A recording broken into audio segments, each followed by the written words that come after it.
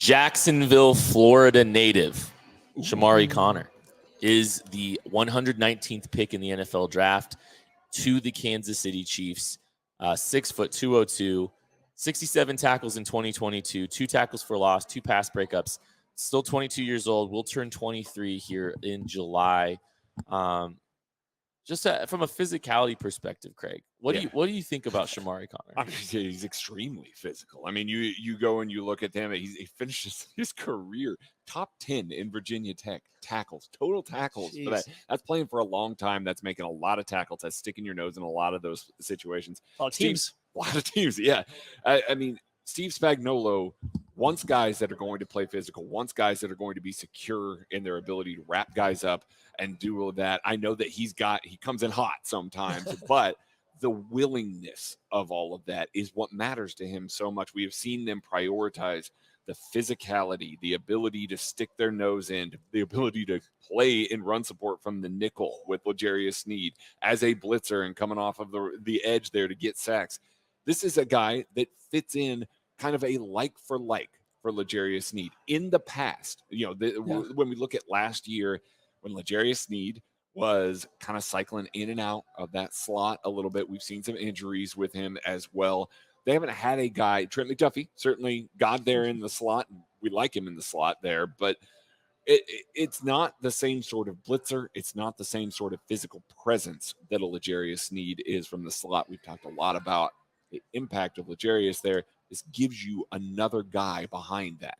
Oh, for sure. I mean, like there's time at Virginia Tech, he played from what's called their whip linebacker, which I believe is just an overhang linebacker slot defender, to outside corner, slot corner, and safety. He's played everywhere, but playing inside that linebacker spot and those tackles for loss, you see a guy not afraid of contact. And when you watch him play, you see a guy not afraid of contact. He needs to come in a little bit more controlled when he's coming in to make tackles. That is something. He comes off his feet a lot. He does come flying in at 100 miles an hour, but it's that fearlessness. It's that competitive nature that is stuff that this team is after.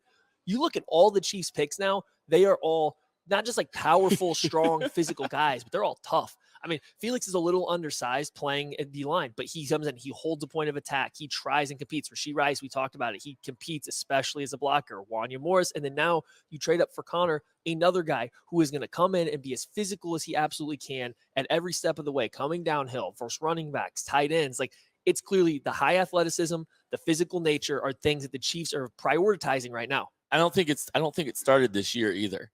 No, and I think that's what's so interesting is I think the last 3 drafts, there has been more and more themes on this, like a Nick Bolton, Leo Chanel, Brian Cook. I think there are a lot. George Karlaftis.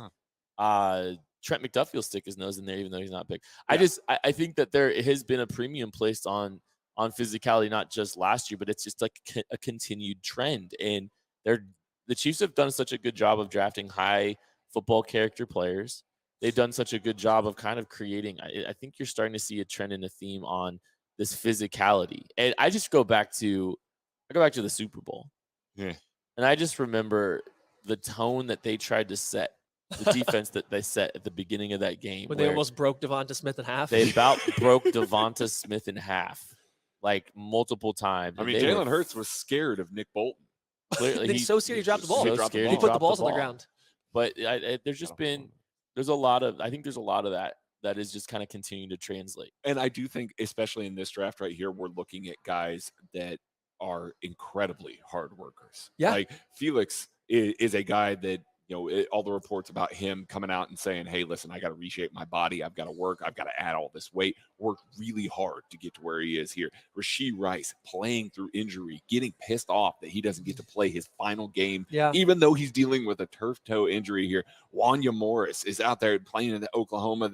They're really doing a good job of working his way into that starting roster, a very good roster there, working his way into that. Now you've got a guy in Chamarri Conner, plays special teams, hard-hitting, hard-working guy. You don't get on a top 10 tackles list. I know tackles aren't everything, but you don't get on a list like that unless you are an incredibly hard worker. He's played a lot of football, too. He's changed positions 4 times at Virginia Tech. You don't do that unless you're putting in the work to be good enough at all those positions to at least see the field. Yeah. And so, he's going to work hard. Great kid.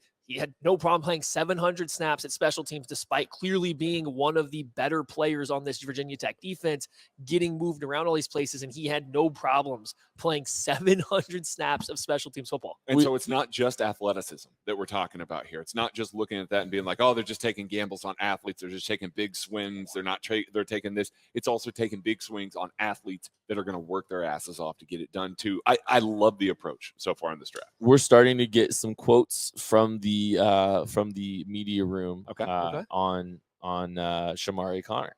So this is from our friend Nate Taylor. Yep. Does great work at The Athletic. Also does a lot of stuff with us here at KC Sports Network, is on with BJ Kissel every single week.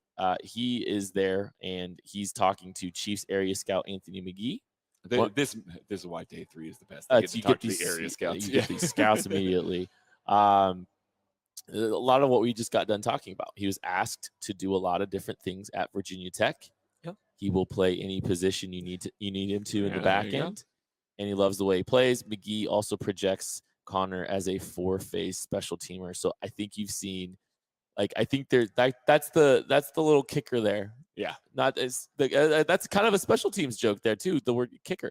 Thank you for explaining it. I love it when Kent explains jokes. It's my favorite. I know you love it.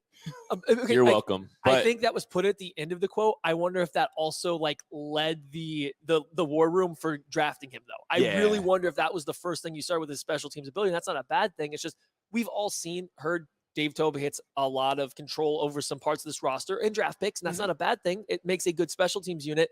This guy's a really good special teams player. I wonder if that's the first thing that comes up when they're looking. You look at Dave and you say, hey, who do you want here? Who do you like? Who's someone that you're feeling good about? And he says, these are my favorite special teamers. And then you get a Spags or you get a Dave Merritt. They're like, oh, I can also work with that guy. That's what I was going to say. And then it all meshes together. It's just that special teams. It's really hard to ignore that many special teams reps and a guy that's willing to do it at this point in the draft. And see, it could be one where the area scout, Dave Merritt, look at this guy and go, you know what?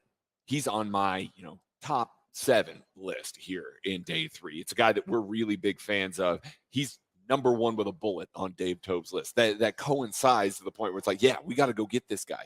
We saw last year maybe special teams took a small step back, and part of that was because they were playing so many rookies where they just went through and they had to add so many guys, and then those rookies had to step into those roles. We talk a lot about 7th round draft picks having to step in and injuries and things like that.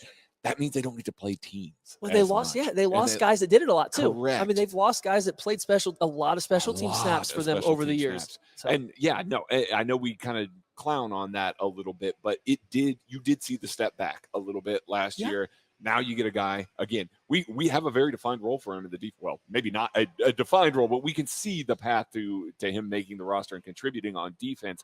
But that special teams value, I think, is going to be very important. I think if he's a special teams only player here at pick 119, you're not too disappointed. If he just becomes a core special teams player, you're not going to be overly disappointed. But the good news is I don't think that this is a special teams only player.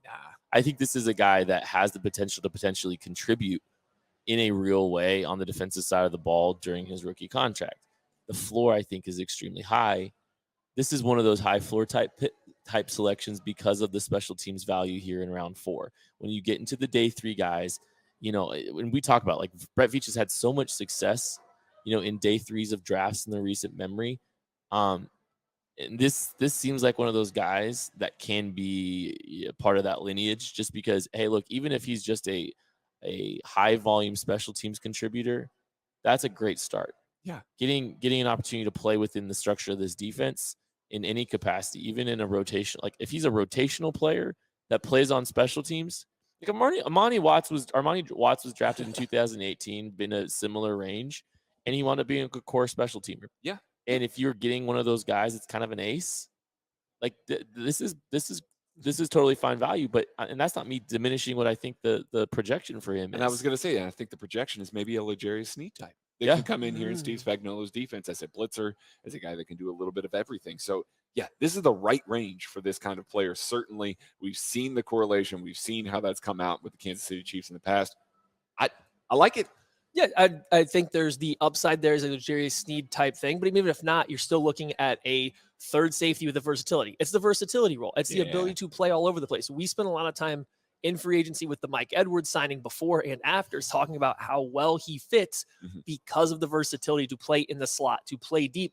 Conner did those things at Virginia Tech already. So like, I think worst case, not even worst case, but if he doesn't reach the L'Jarius Sneed levels of ceilings, which shouldn't be the expectation. No. I mean, hey, if I'm they just saying, No, right. high-end projection. Right. But if he doesn't reach that, like there is still a role on the defensive side for this guy here, just because of his ability to cycle in the box as an overhang, as a deep player, as a slot player. Like he can get anywhere on the field, potentially as a backup or a rotational guy. And all it cost you was moving up from the pick that you were going to make and a future fifth rounder in a year that you're probably going to get a whole bunch of fifth round compensatory picks. I think, the Chiefs are currently projected to get 2 fifth round compensatory picks, and that formula is going to be locking in very quickly. It normally locks shortly after the draft. It's just a couple of days, like kind of the deadline for any of those compensatory picks or those free agent additions counting. So we're getting right up against that. So the Chiefs should be smart move, getting 2 fifth round picks in 2024. Which, hey, look, they just moved on from one of their fifth round picks here. Chamarri Conner, the defensive back out of Virginia Tech, is the newest Kansas City Chief. They trade up to pick 119 for him. Thank you, everybody, for listening. We appreciate you as we continue our coverage here on KC Sports Network. Shamari.